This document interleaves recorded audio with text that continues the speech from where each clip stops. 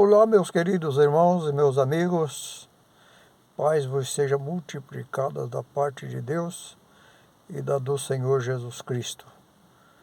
Estou feliz por mais uma vez poder estar comunicando a palavra de Deus. Na semana passada nós meditamos em João 8:32. João 8:32, que diz: "E conhecereis a verdade, e a verdade vos libertará."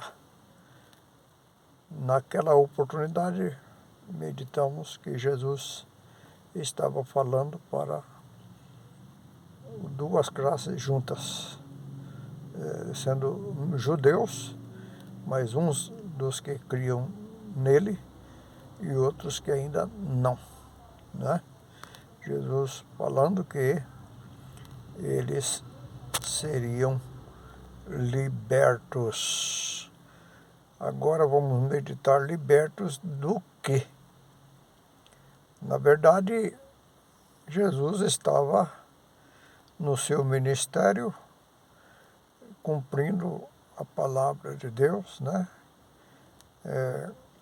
Que dizia a respeito dele mesmo. Isso nós podemos ver em Lucas capítulo 4, versículos 16 em diante, que fala sobre a sua missão, né? E os sinais do Evangelho. Então, onde Jesus estava, os cegos viam, os leprosos eram purificados, as pessoas que eram possessas pelo demônio eram libertas dos demônios, e toda sorte de opressão, de doença, era liberado por Jesus. Mas não era isso que ele estava falando, né? Não era sobre esta libertação. E os judeus que estavam ali presentes com ele, eles entenderam que Jesus estava falando de um outro tipo de libertação. Foi por isso que no versículo 33, eles responderam para Jesus que nunca tinham sido escravos de ninguém. Eles eram descendentes de Abraão, nunca tinham sido escravos de ninguém, né?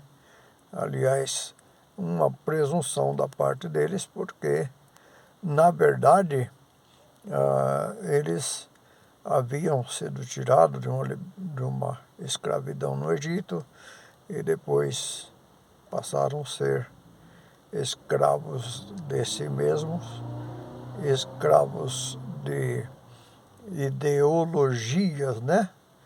E sobre isso nós vamos falar no próximo assunto, porque Jesus estava falando de exatamente aquilo que eles estavam entendendo.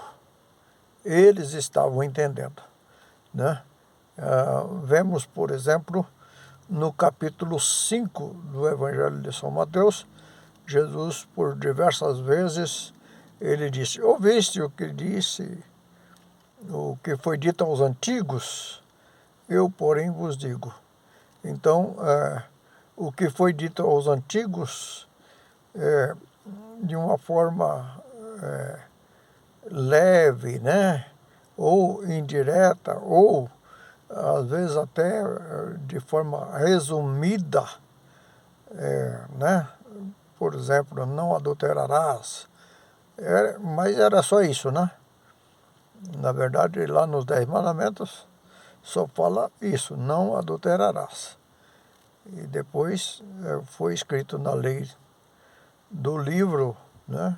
Porque os 10 mandamentos foi escrito pelo dedo de Deus nas tábuas de pedra, e depois Deus deu ordem a Moisés para que escrevesse no livro. O capítulo 31 de Deuteronômio fala sobre isso, né? E lá na lei do livro estavam os detalhes da lei das pedras e outras leis, né? Aliás, a lei do livro era um conjunto de normas. E lá existia a lei civil, a lei do tabernáculo, as leis da higiene, leis de comportamento, né? As sentenças sobre as transgressões, enfim. E aí, então, lá na lei do livro, mostrando que aqueles que adulterasse, por exemplo, ou aqueles que roubasse, teria sentenças de acordo com a transgressão, certo? E aí então eles só sabiam da lei, ou melhor, da letra, a letra da lei. E a letra da lei era superficial. Jesus Cristo mostrou a realidade da lei, né? E mostrando que eles fazendo certinho seriam outra pessoa, seriam felizes, seriam abençoados, ou seja, melhorava a vida moral, melhorava a vida social através do comportamento, né? Porque Jesus liberta sim, mas depende da pessoa, depende do comportamento da pessoa. Foi por isso que Jesus disse: se permanecerdes na minha palavra, tem que permanecer na palavra dele. Jesus liberta sim, mas depende de nós, depende do nosso comportamento, depende das nossas atitudes, né? Então, ele mostrou o caminho, né? Disse ele: eu sou o caminho. Mas não é apenas dizer, estou seguindo a Jesus. Tem que seguir os ensinamentos de Jesus. Permanecer na palavra é saber o que é que ele ensinou e seguir o que ele ensinou. Se seguir o que Jesus ensinou, vai ser feliz a vida toda, né? E vai ser parecido com Jesus. Vai viver obedecendo os ensinamentos de nosso Senhor Jesus Cristo, viver como ele viveu.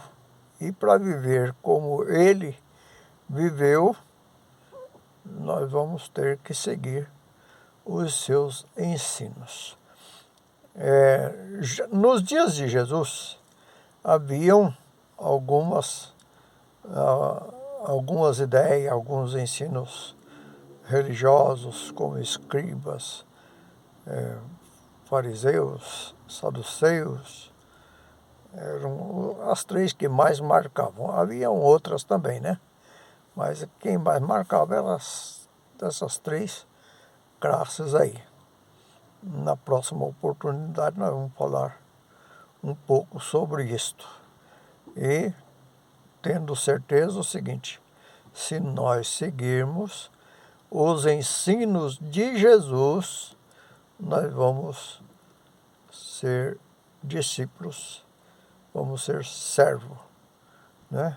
Na continuação aqui, nesta passagem que nós lemos, ele diz que quem serve o pecado é escravo do pecado, né?